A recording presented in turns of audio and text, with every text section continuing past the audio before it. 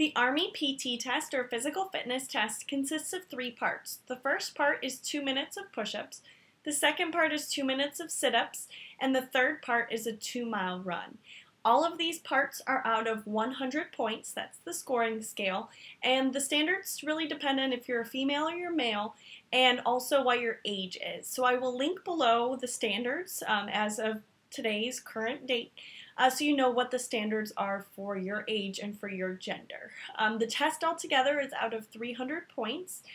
So over your first 2 tests of basic training, you only have to get a 50 in each category for a total of 150 points in order to pass the test. But for the real Army and for your final PT test of basic training, you have to get 60 for each section, so that's 180 points out of 300. That would be a passing score. It's really not that hard. I have a couple little tips for each category, but it's a lot of a mental game. That's what I said about basic training too. It's mental. It's really quick. You get through it really fast if you have a positive attitude going into it, and you don't go in kind of dreading it and hating it. It'll be a lot easier that way. So as for push-ups, the standard is that you cannot lift your hands off the ground. So if you start off with your arms as wide as you can, do as many push-ups as you can wide-armed. As you start to get tired, slowly inch your fingers, don't lift your hands off the ground, but inch your fingers closer together, and that will help you use different muscle groups and prevent muscle fatigue altogether and exhaustion in the middle of your 2 minutes. If you get really, really tired and need to take a break, you can't go to your knees or anything like that, but the thing that you can do is lift your butt in the air, and that will kind of just give you a little bit of a break, but then you got to keep going. You can't really stop. As for sit-ups, practice makes perfect. Do a bunch of crunches, a bunch of planks. Every type of ab exercise will help, not just the standard sit-up. Everyone that does the PT test, you never know who's going to be holding your feet, so don't rely too much on someone really putting a lot of pressure on your feet, because then if you have someone that's kind of softer on your feet, they might throw you off a little bit, and so you have to have a really strong core, especially when you start to get tired. You're going to be wiggling to get up, and you want to make sure that you have a strong core so that it's easier for you, especially if someone's lightly holding your feet. Your arms have to be interlocked behind your head, so they're interlocked and they're behind your head. For a female, that is really hard if you have a lot of hair and you have a giant bun on the back of your head holding your hair up.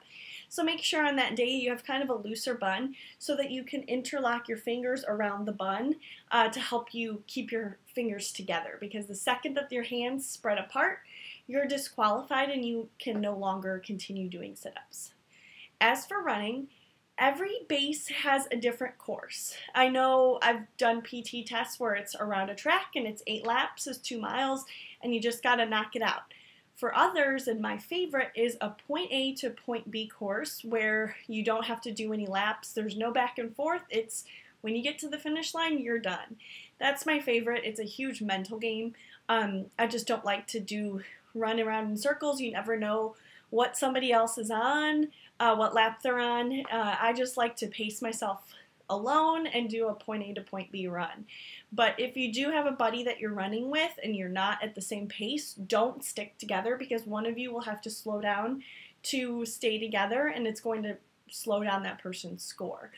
So that's the biggest thing, is just make sure you're running alone. Drink a lot of water the day before.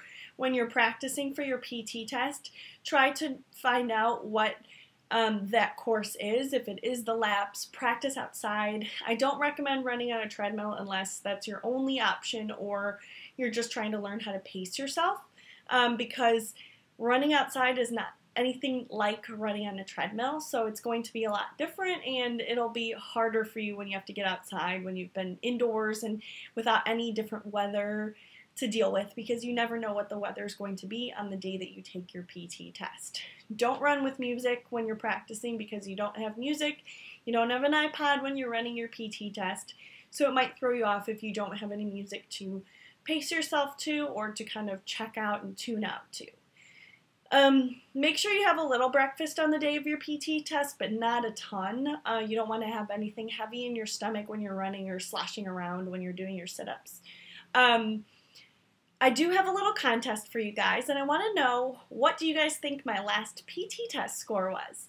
So, in order to participate in this contest, you'll have to follow me on Twitter and then tweet me with what you think my score was between 180 and 300. So, whoever is the first person to get the correct score will receive a $10 e-gift card to either Amazon or Target or wherever you would like your gift card to.